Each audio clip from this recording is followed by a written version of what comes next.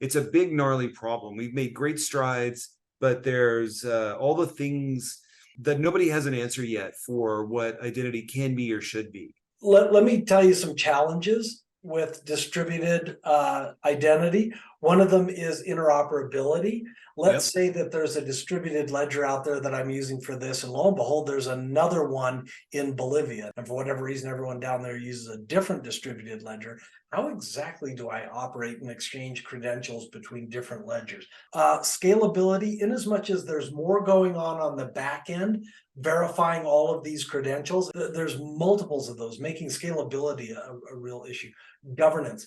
If this distributed ledger is just out there, what's the governance on it? What happens, to your point, Ned, if the person that is maintaining this doesn't have good security hygiene? And much like we saw with Bitcoin, the Bitcoin blockchain has never been hacked, but man, every exchange just about that attaches to it has had operational lapses that have allowed all kinds of bad mojo to happen. So what's the governance that goes on that? But the biggest inhibitor to distributed ledgers right now and distributed identity are the actual service providers.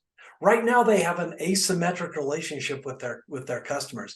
I am a bank, let's say, and I require you to give me a username password, which attaches to all of your identity, your home address. Hey, I even know your mother's maiden name.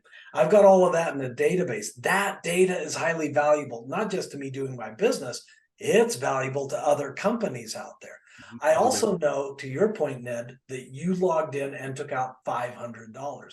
That's a piece of information that might be valuable later on. And I know you do it every Tuesday. And I know that you're getting deposits in from this particular employer. I could sit there and actually, because I've got your identity and I've got these transactions, I can make a correlation between those. And that asymmetric, I'm not saying that all the companies out there that control identity are bad and evil. I'm just saying right now they have all the cards. If you went to decentralized, all I know is that someone who had the right credential accessed bank account 358 and took $500 out. No, I think you're right. Well, coming back to the very beginning, a lot of the things that we do require trust and they require identity, and that the trust and the identity is fundamental, from things as basic as buying an apple with a dollar bill. You trust that dollar bill is a dollar bill, and we go to all these links to make sure that you can identify it as a real one or not.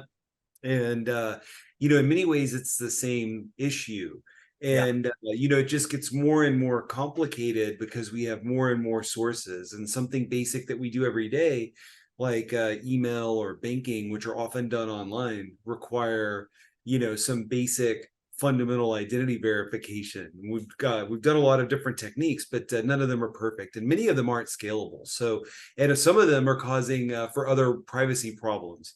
I'm very curious to see where all this goes, and I'm glad to hear that help is on the way. Well, yeah, I hope so. Like I say, there's some resistance and challenges to this, so I don't think it's going to change the inevitable tide of decentralized identity. But what I do think is that it may delay things, and there may be all kinds of impediments thrown up in front of it.